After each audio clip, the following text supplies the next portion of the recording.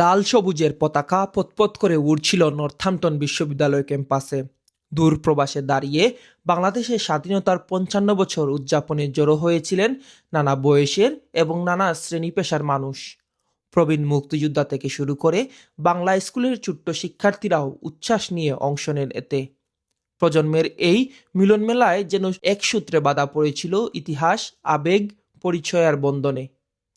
যথাযথ মর্যাদা ও উৎসবমুখর পরিবেশে গত রোববার নর্থহ্যাম্পটন ব্রিটিশ বাংলাদেশি চেম্বার্স ও ইউনিভার্সিটি অফ নর্থহ্যাম্পটনের যৌথ উদ্যোগে নর্থহ্যাম্পটনে উদযাপিত হয়েছে মহান স্বাধীনতা দিবস। বিশ্ববিদ্যালয় প্রাঙ্গণে জাতীয় পতাকা উত্তোলনের মধ্য দিয়ে শুরু হয়েছিল দিনের কর্মসূচি।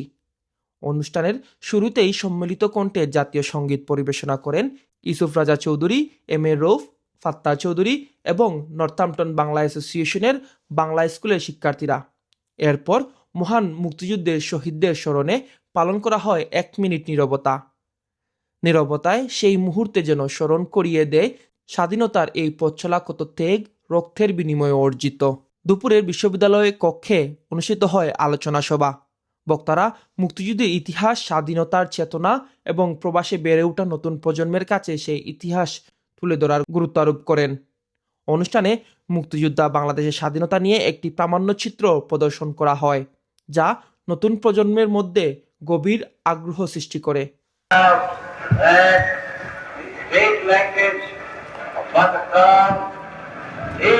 অনুষ্ঠানের প্রধান অতিথি হিসেবে উপস্থিত ছিলেন নর্থহ্যাম্পটনশায়ারের H M. Lord lieutenant James Saunders Watson এবং lord Rami Ranger. Here to celebrate at the University of Northampton with the Northampton Bangladeshi business community, the 55th anniversary of the independence of Bangladesh. It's been a very, very happy day with a lot of wonderful speeches, and I think everyone is now very much wanting to celebrate. শুরুতে স্বাগত বক্তব্য দেন Northampton British Bangladeshi business চেম্বার্সের chairman councillor Naz Islam. সঞ্চালনা করেন সংগঠনের secretary Mohammad Mujibur Rahman ও treasurer Sadiq Chowdhury. এছাড়াও বক্তব্য দেন ইউরোফুড গ্রুপের মালিক সেলিম হুসাইন, নর্থহ্যাম্পটনের মেয়র কাউন্সিলর জেন বার্চো, সংসদ সদস্য লিব্রেন, বীর মুক্তিযোদ্ধা M A Malik Khan, deputy mayor councillor Mike Helm, Bangladesh catering অ্যাসোসিয়েশনের president Oli Khan, secretary Mitu Chowdhury, chief treasurer Tipu Rahman, Neelam আগলভার সিং, এমবিই, কাউন্সিলর রিকা বেগম, চ্যানেল এসের সিনিয়র নিউজ প্রেজেন্টার জাকিরে জিওয়ানা আনোয়ার, কমিউনিটি নেতৃত্বরা। জয় বাংলা! Another slogan was জয় বঙ্গবন্ধু। প্রবাসীরা কিন্তু অত্যন্ত সিংহভাগ তাদের অর্জন ছিল, সিংহভাগ অংশগ্রহণ করেছিল। আমরা তাদেরকে নিয়ে আজকে স্মরণ করি।